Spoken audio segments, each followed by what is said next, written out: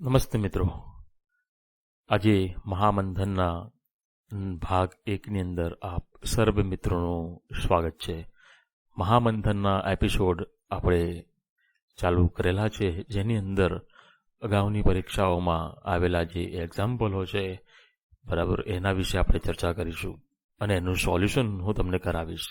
અને આના લેક્ચરો બધા આ ચેનલની અંદર આપેલા જ છે, જે આના સિવાય પણ ઘણા બધા ક્વેશ્ચનનો આના રિલેટેડ પૂછાવાની સંભાવનાઓ છે, એ પણ તમે ત્યાં જઈ અને જોઈ શકો છો.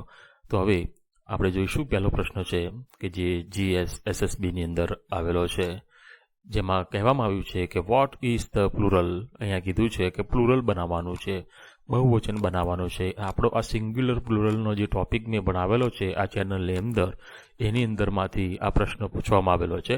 ઓફ ધ ફોલોવિંગ વર્ડ, બરાબર, શું કહે છે કે એલ્યુમના. એલ્યુમનાનો અહીંયા તમને પૂછ્યું છે કે બહુવચન શું થાય. તો અહીંયા 4 ઓપ્શન આપેલા છે, બરાબર. આ તમારે એ સમજવાનું છે, બી સમજવાનું છે, સી અને ડી. ઓકે, અહીંયા 4 ઓપ્શન આપેલા છે, એ, બી, સી અને ડી. હવે જોઈશું અહીંયા કે એલ્યુમના છે એનું આપણે બહુવચન શું થાય એવું અહીંયા પૂછવામાં આવેલું છે, બરાબર. તો નીચે તમે સમજૂતી જોઈ લેશો.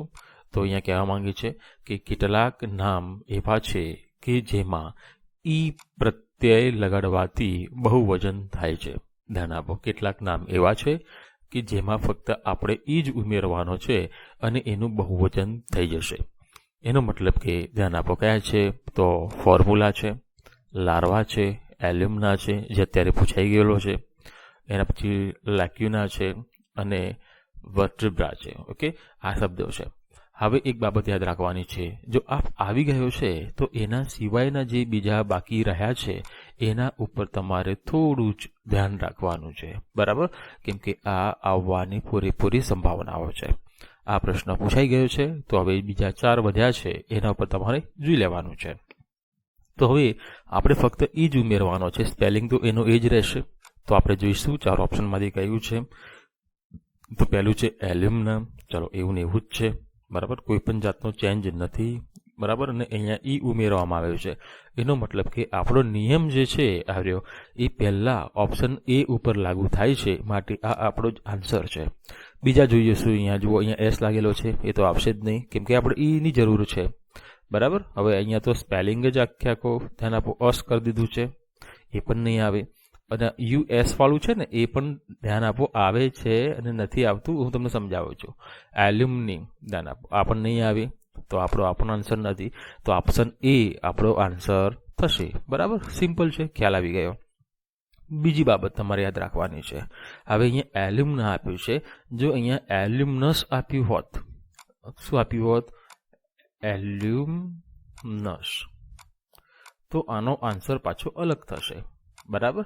હવે એની પણ મેં સમજૂતી નીચે આપેલી છે. જુઓ શું કહે છે, તો કેટલાક લેટિન નામ કે જેના અંતે અસ આવે છે.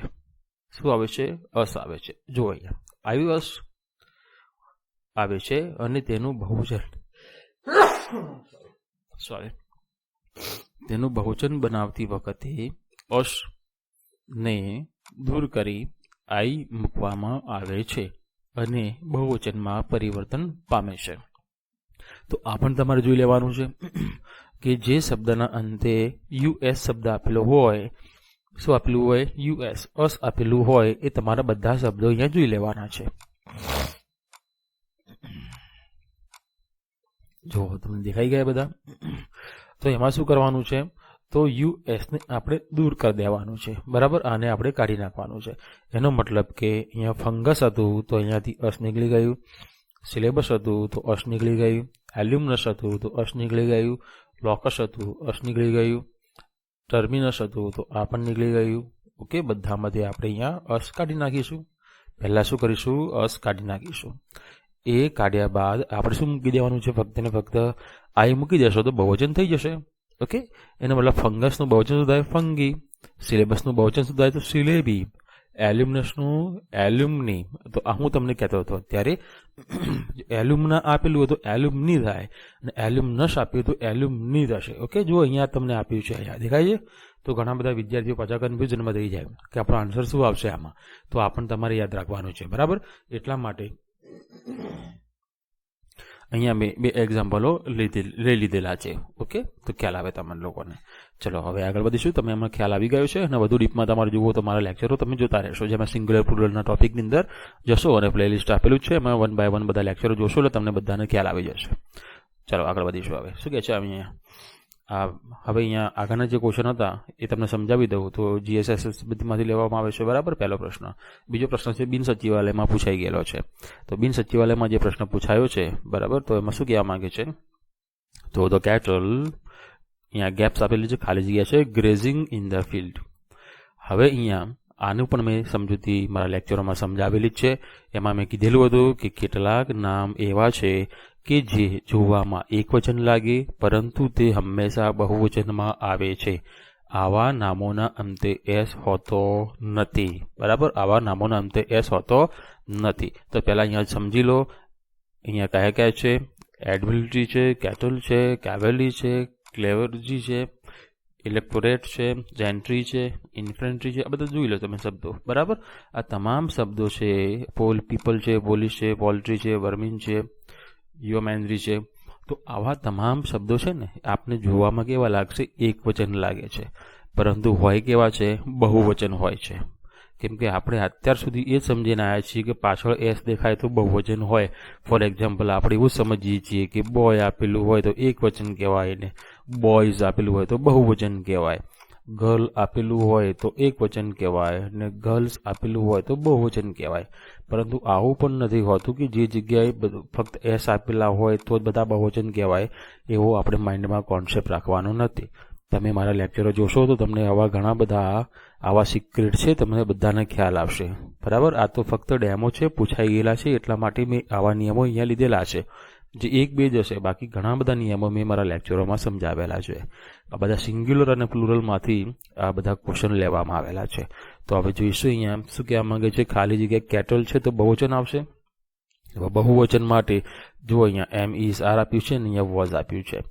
એનો મતલબ તમને એ વસ્તુનો ખ્યાલ હોવો જોઈએ કે એમ ક્યાં આવે, ઇઝ ક્યાં આવે, આર ક્યાં આવે ને વોઝ ક્યાં આવે, બરાબર. તો આપણે હવે પ્રોનાઉનની અંદર જશું કે આઈ, વી, યુ અને યુ, હી, સી અને ઇટ અને દે.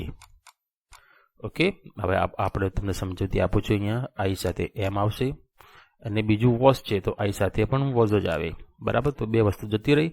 હવે સબ્જેક્ટ આગળ ખાલી જગ્યાની આગળ આઈ તો છે જ નહીં, એનો મતલબ કે વોઝ પણ નહીં આવે અને અહીંયા શું નહીં આવે? તો એમ પણ નહીં આવે.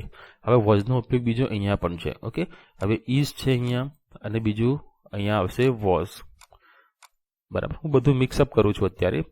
અહીંયા યુ સાથે આર આવે અને વેર આવે, વી સાથે આર આવે અને વેર આવે, યુ સાથે આર આવે અને વેર આવે, ધે સાથે આર આવશે, અહીંયા આની સાથે વેર પણ આવશે. વોઝ વેરની હું ચર્ચા કરું છું ત્યારે વેર પણ સાથે હું સમજાવું છું. ઓકે, કેમ કે અહીંયા એમ ઇઝ આર આપ્યું છે, વોઝ અને વેર નથી આપ્યું, તો વેર પણ આપણે સાથે ઇન્ક્લુડ કરી લઈશું તો તમને ખ્યાલ આવે. તો સબ્જેક્ટ જોવાનો છે. જો સબ્જેક્ટ નામ હોય ને, સબ્જેક્ટ નામ હોય તો આ 3 અને 1 આ 4માંથી કોઈ એક જગ્યાએ જ હોય. આ બાબત યાદ રાખવાની છે. ઓકે, તો અહીંયા કહે છે ધ કેટલ. હવે કેટલ શબ્દ કોઈ પુરુષનું નામ નથી, કોઈ સ્ત્રીનું નામ નથી. જો પુરુષ અને સ્ત્રીનું ના હોય તો આપણે ફક્ત ને ફક્ત ઈટમાં આવે. શેમાં આવે? ઈટમાં આવે, બરાબર. હવે તમારે જોવાનું છે, જો ઈટ હોય, નામ ઈટમાં આવતું હોય, એક વચન નામ હોય તો એની સાથે ઇઝ આવે અથવા તો વોઝ આવે. પરંતુ જો નામ બહુવચન થઈ જાય તો સમજ જતું રહે છે દેમાં. અહીંયા નિયમ તો એવો જ કહે છે કે આ નામ કેવું છે? The cattle. એ કેવું છે? તો બહુવચન છે. કેટલ એટલે ઢોરોનું ટોળું થાય, ઢોર બધા ભેગા થાય એને કેટલ કહેવાય છે, બરાબર. એનો મતલબ એ થાય છે કે ઢોરોના ટોળાની ચર્ચા છે, એટલા માટે દેમાં જાય છે. તો કાં તો જવાબ આર આવે કાં તો તમારો જવાબ વેર આવે. આ 2માંથી જ કોઈ એક આન્સર હોય. હવે ઓપ્શનમાં તમારે જોવાનું છે કયા કયા આપ્યા છે. અહીંયા આર જ આપ્યો છે, અહીંયા વેર આપ્યો નથી, બરાબર. જો વેર હોત તો પણ તમારો આન્સર વેર આવત. તો અહીંયા શું આવશે? જવાબ તમારો આર આવશે. ઓકે, તમે સમજી ગયા છો. એવી રીતે અહીંયા એક્ઝામ્પલ પણ આપેલા છે. These cattle are mine. The police were. શું આવશે? વેર. બહુવચન અહીંયા આવશે. ઓકે, અહીંયા વોઝ મૂકવાનું નથી, અહીંયા તમારે ઇઝ નથી મૂકવાનું. Who are those people. તો અહીંયા પણ કેવું આવશે? વર્બ તમારું મીન્સ કે અહીંયા સહાયકારક ક્રિયા બધો છે એ તમારે કેવા આવશે? તો અહીંયા બહુવચનના આવશે. Whose poultry are this. એવી રીતે the gentry of the town were present to welcome the president. તો તમે બધા સમજી ગયા છો કે અહીંયા તમને કઈ રીતનું અહીંયા પૂછવામાં આવે છે. ચલો આગળ વધીશું ક્વેશ્ચન નંબર 3 ઉપર. હવે અહીંયા પણ રેવન્યુ તલાટીની અંદર આ પ્રશ્ન આવેલો છે કે જેમાં કીધેલું છે give plural form of index. અહીંયા પણ તમને બહુવચન કરવાનું પૂછેલું છે અને આ પણ ક્વેશ્ચન આપણા સિરીઝમાં આવી જ ગયેલો છે. જે નામના અંતે ON હોય તો તેને દૂર કરી એ મૂકો.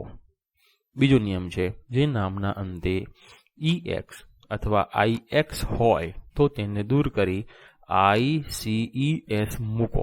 ઓકે, તો તમારે જોઈ લેવાનું છે કે અહીંયા શબ્દ કયો આપ્યો છે? તો ઇન્ડેક્સ.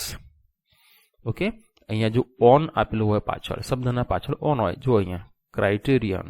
ઓકે, આ શબ્દ છે. ફિનોમેનન આ શબ્દ છે, જેમાં પાછળ શું આપ્યું છે? ON આપ્યું છે. ઓકે, ON આપેલું હોય તો તમારો પહેલો નિયમ લાગશે. તો તમારે શું કરવાનું છે? અહીંયા હોય તો તેને ON ને દૂર કરી દેવાના છે, આને દૂર કરી દેવાનું છે અને તમારે ફક્ત એ ઉમેરી દેવાનો છે. એનો મતલબ જો અહીંયા ON દૂર કર્યું તો ક્રાઇટેરી ફક્ત આટલું જ રહ્યું ને, RI સુધી રહ્યું અને આપણે એને મૂકી દીધો. ઓકે, ફેનોમેનન તો ફેનોમેના કરી દીધો આપણે, ફક્ત આપણે એ ઉમેરી દીધો છે, ON આપણે કાઢી નાખ્યું છે. તો આ વસ્તુ યાદ રાખવાની છે. બીજો નિયમ શું કહે છે? જે નામના અંતે EX અથવા IX હોય. હવે એના સિવાયના તમે જે શબ્દ દેખાય છે એમાં જુઓ EX ને IX દેખાશે. જો અહીંયા EX છે, અહીંયા IX છે, અહીંયા EX છે, અહીંયા EX છે, અહીંયા IX છે. ઓકે, તો એને શું કરવાના છે? આપણે દૂર કરી દેવાના છે. ચલો, એનો મતલબ EX નીકળી ગયો, અહીંયા IX નીકળી ગયો, અહીંયા પણ EX નીકળી ગયો છે, અહીંયા પણ EX કાઢી નાખવાનો છે, અહીંયા IX કાઢી નાખવાનો છે.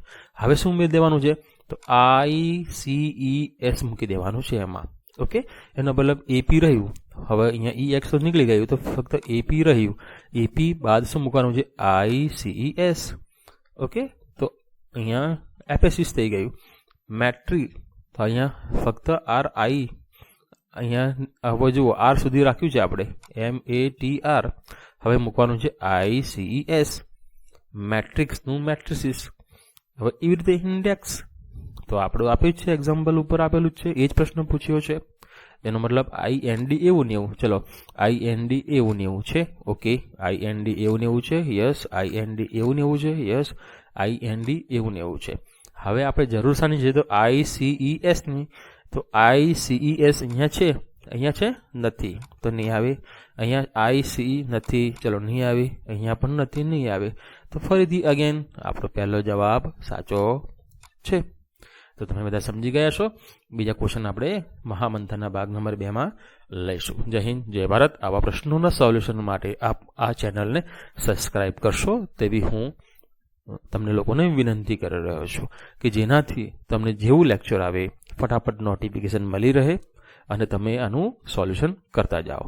અને આના આધારે મેં તમને કીધું છે, અગાઉ લેક્ચરો મેં લીધેલા છે, તો એમાં જઈ અને આ ટોપિકને તમે 1 by 1 લેક્ચર નંબર 1 થી સ્ટાર્ટ કરવાનું છે. લેક્ચર 1 જોવાનું, પછી બીજું જોવાનું, ત્રીજું જોવાનું, કે જેનાથી તમારું સિરીઝ આખી ચાલશે તો તમને બધાને ખ્યાલ આવશે. બધાથી બેટર એ છે કે શરૂઆતથી બેઝિક નોલેજ જે સ્ટાર્ટ કરેલું છે ત્યાંથી તમે આ બધા લેક્ચરોનું સ્ટાર્ટ કરો કે જેનાથી તમને શરૂઆતથી જો નોલેજ મળી રહે, તમારો જો પાયો મજબૂત થઈ જાય તો પાછળ તમને કોઈ જાતનો પ્રોબ્લેમ થાય નહીં. કેમ કે નાઉન એવો ટોપિક છે કે જેની અંદર તમારા બધા જ ગ્રામરના ટોપિક એના ઉપર જ આધાર છે. આ બાબત યાદ રાખવાની છે, બરાબર. જેવી રીતે પુસ્તકનો ઢગલો હોય, નીચેથી એક પુસ્તક ખેંચી તો બીજા બધા જ નીચે પડી જાય, એવું જ અહીંયા આ નાઉનનું છે. ઓકે, કેમ કે નામના આધારે જો તમને નાઉન આવડશે તો તમને એક્ટિવ પેસિવ આવડશે, નાઉન આવડશે તો ડાયરેક્ટ ઇનડાયરેક્ટ આવડશે. જો નાઉન આવડશે તો જ તમે અહીંયા જે ટેન્સીસના જે જવાબો છે એ મૂકી શકશો. એનો મતલબ કે નાઉન એ બહુ મોટો ભાગ ભજવે છે. તો તમે પહેલાં બેઝિક જે મારા બધા જ લેક્ચરો છે એ જુઓ, 1 by 1 તમે આગળ જાઓ તો તમને બધો જ ખ્યાલ આવશે. અને આ બધું જ મેં બધું સમજાવેલું જ છે ડીપની અંદર, તો તમે બધા લેક્ચરો જોતા રહેશો. જય હિન્દ, જય ભારત. અને ચેનલને સબસ્ક્રાઈબ કરવાનું ભૂલશો નહીં. Thank you very much.